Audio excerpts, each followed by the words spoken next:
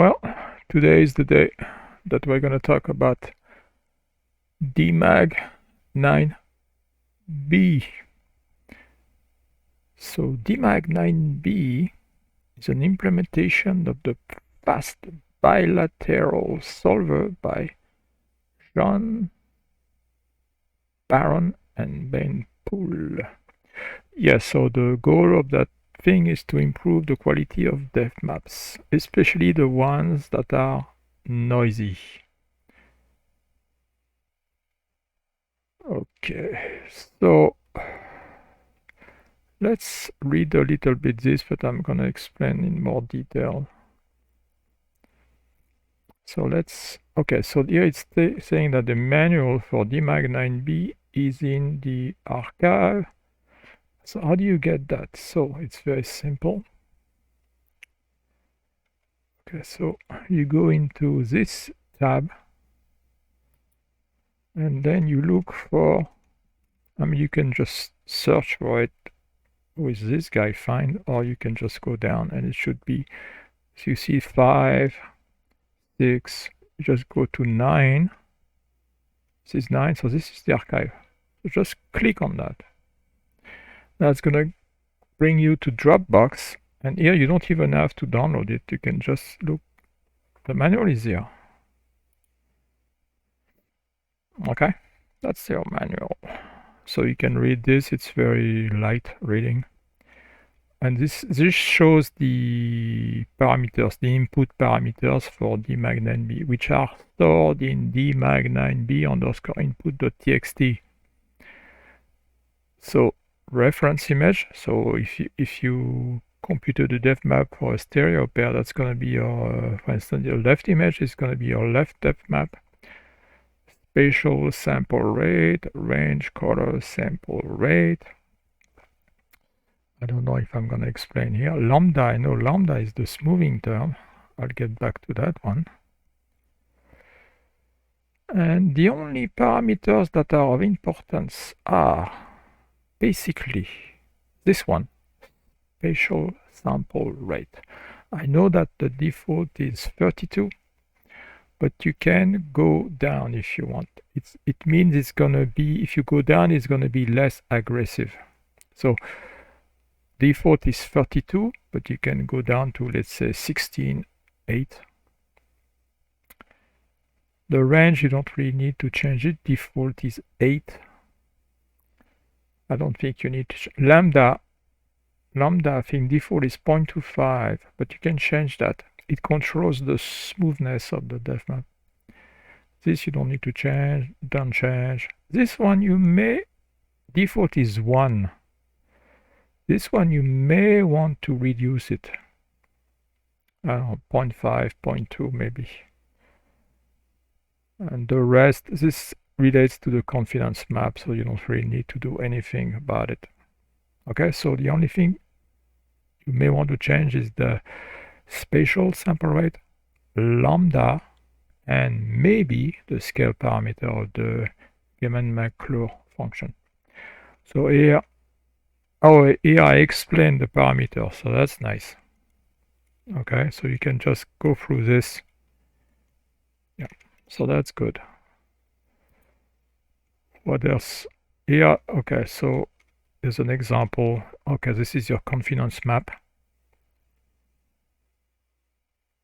Okay, white means reliable, while black means unreliable. Okay.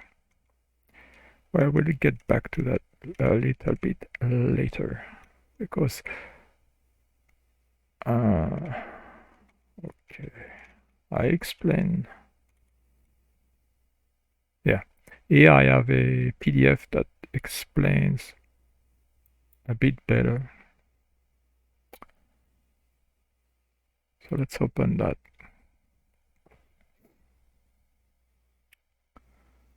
Okay. Depth map improvement. Okay. Okay. So here it's explaining the idea. Okay, so DMAG9b, which is the fast bilateral solver, attempts to minimize the following functional. So it's called E, energy. So lambda, this is that lambda. This is lambda here that controls the smoothing, and I'll explain why.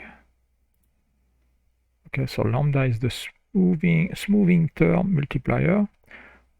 The WIG hat, okay, so it's the joint bilateral filter weight for the pixel pair given the reference image. So given the reference RGB image, this is basically your left image if you're computing a left depth map. So xi is your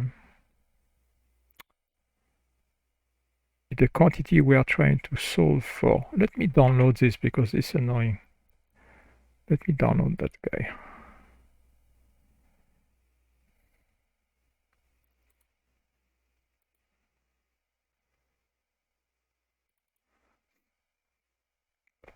Yeah, that's better. Okay, so where? So yes, so xi is the quantity we are trying to solve for at pixel I. So this is the smoothed depth. So it's a value between 0 and 255, 0 being black and 255 being white. So that's the unknown. And the xj is basically a neighboring pixel. Okay, so xi is your because here you are basically look sigma ij, so you are how can I phrase that? So given a pixel I defined by xi, you are looking at a block around it, and that's why you are summing on the j here. So this sum is like a convolution. So you want to minimize that term, and what it means is that when you minimize that term, it means that you want if a neighboring if two pixels are close to each other in space and they are close to each other in color, you want their depth to be similar. So this is why you try to minimize that term. Okay. So by minimizing this term, there's gonna be a tendency for neighboring pixels which are close to each other, of course, and neighboring pixels that are close to each other in terms of color are gonna have the same disparity, the xi. So xi is the disparity, the target disparity at I. So this is the unknown, the output. So that's one term, and that's multiplied by lambda. So this is like a smoothing term, really.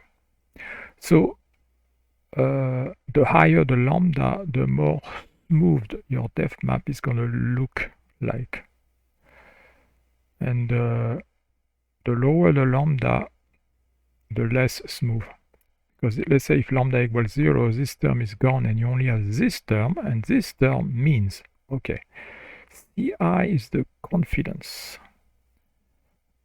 So this is the sum over all pixels, sigma I.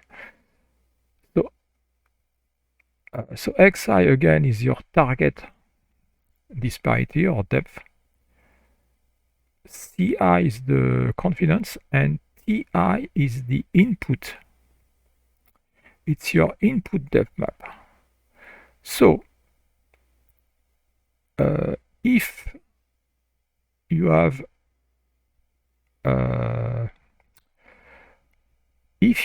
high confidence,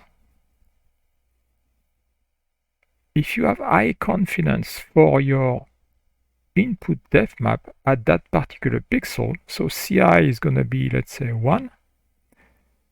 You really want xi to be equal to ti because you are fairly confident that the depth you are inputting is correct at that pixel. And indeed, if xi equal ti, you get 0 here. So it's a good thing when you are trying to minimize your energy. So if CI is large, you really want xi to be equal to ti. Okay, so this is your unknown depth or disparity, and this is your input disparity. Okay, so when the confidence is high, you want xi to be equal to ti. When the confidence is low, near 0, well, this term is going to be small, very small. So it will not have an impact on the energy because it's small. So if the confidence, for instance, is 0, this term disappears. And you basically do not take into account that input disparity at the pixel. That's the idea. Okay, so here I'm explaining x is the unknown output depth for disparity, and ti is the depth at pixel I in the input depth map. So the one that you're giving. Yeah, so CI confidence being close to 1 if we believe the depth is reliable, and close to 0 if we have no confidence in the depth. Okay, excellent. Okay, so they are already, so this is the bilateral filter weight Wij for the pixel per ij is high when the two pixels are close to each other in physical space and color space. And it is low when the two pixels are either far away from each other in physical space or color space. Excellent. Yep. So minimizing. Yes. Okay. So read this. It's well expressed actually, which is a surprise. Yep. Yeah, that's true. Lambda. So lambda is a factor for the smoothness, but also the dimensions on the grid. The coarser the grid, the more smooth your depth map is going to be. So that's another point where that's true.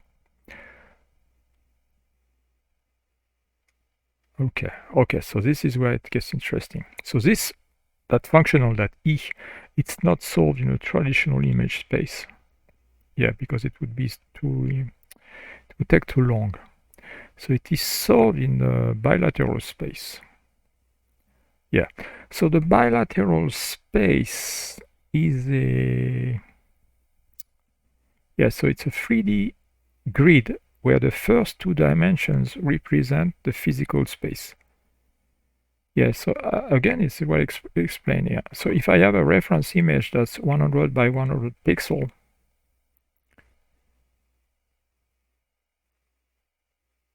and I consider a grid made up of 5 by 5 squares, I'm gonna get a grid whose dimension is 20 by 20. Okay, so that 2D grid represents the physical space. It's a coarse version of the physical space, if you will. And what happens is that the third dimension is the color. Let's simplify a little bit. Let's assume that there's no color, it's just a grayscale. So the grayscale values range from 0, which is black, to 55, which is white. So here I'm talking about the reference image, that is, for instance, the left image. So let's say that you split those 256 values into 20 buckets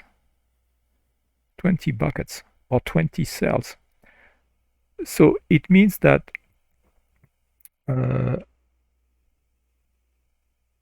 so I had my 2D grid, my 20 by 20 2D grid, and now I'm for each cell of that 2D grid, I'm considering a 1D grid going in the third direction, and I have 20 cells in that color space or the grayscale space. So that's why it's it's a 3D grid. So here I explain it. Yeah, so if we split the RGB color space into 24 colors, 3 times 8. Yeah, so there are 24 grid cells along the height of the grid. Yeah, I think it's easier to see it when you only consider grayscale, because then instead of in 3 times 8, you only have 8. I was talking about 20 before, but here he's talking about 8. So the dimension of that 3D grid is 20 by 20 and times 8, because you have 8 buckets for the grayscale values. Okay, so that's the bilateral space. Yeah, so each grid cell in that bilateral space is a bucket containing neighboring pixels of similar color. Yeah, that's right. And the point of all this is that instead of doing a bilateral filter in 2 dimensions, you can do, instead of doing a bilateral filter in 2 dimensions, you can do a much simpler blur filter in 3 dimensions. Okay, so when you do the blur filter in that 3-dimensional bilateral space, it's like applying a bilateral filter in the 2-dimensional image space. That's the whole idea of the thing. And here I say clearly the size of the grid has an impact on the smoothness of the resulting. Yeah, that's true, because the coarser the grid, the more rich and the more smoothness you're gonna get. Of course, you don't want to be too coarse, and if it's too fine, there will be almost no smoothing. So yeah, the confidence map, you can just look at the when you run DMAG9b, I output the confidence map, so you can have a look at it. So wherever it's white, it means that it's high confidence. So whatever you add in your input depth map, it's considered to be likely to be correct. And wherever it's black, the confidence is very low, and DMAG9b assumes that the input depth map is wrong at those locations. So what that means is that DMAG9b, when it sees that the confidence is low, it's gonna use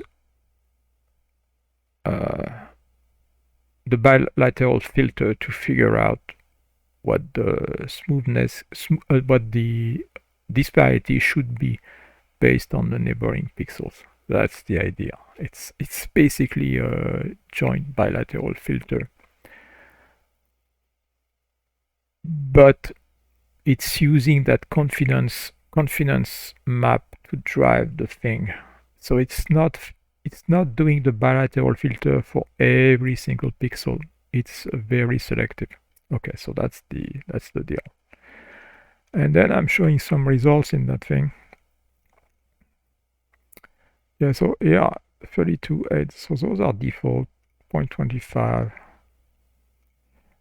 Sigma GM1, you can go lower if you want, like 0.5, 0.2, try that. And the rest, there's no point in changing. You may want to change this one, the 32, to 16 or 8. You can play with lambda also. Yeah. I don't know if I give it. Okay, I give pictures. Nice. Okay, so yeah, so you can see the confidence map.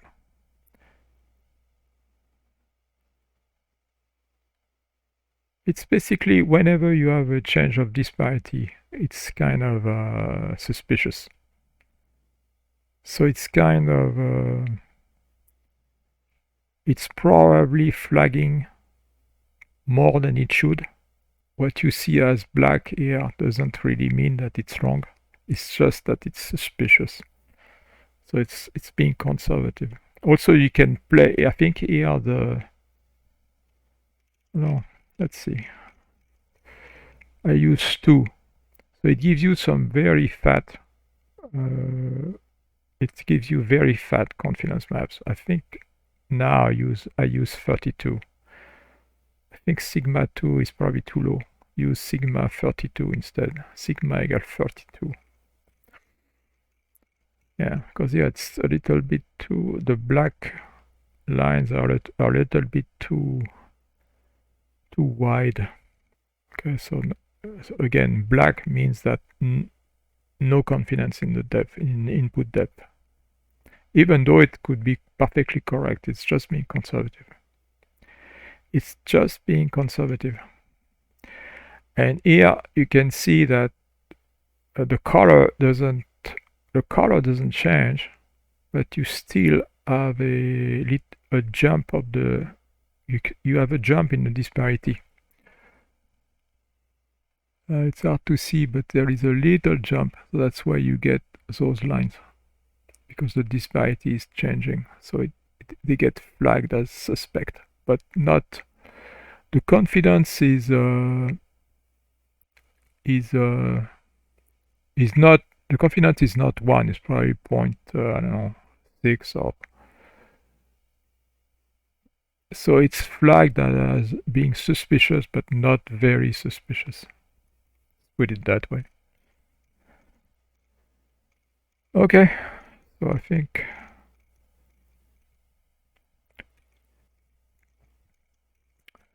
Yeah, so I did a lot of examples here.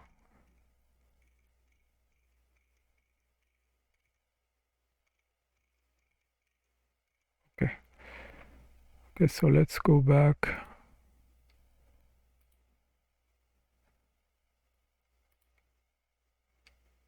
Okay, so I'm done with this one. Yeah, I'm done. Yeah, so the reason why I made this video is to tell you that the code for DMAG9b is on GitHub. So you can certainly play with it. I mean, it's pretty powerful. Pretty powerful stuff. Okay, so I think I'm going to stop here. If you like this kind of content, please like, comment, subscribe, and I will make more videos like this. See ya!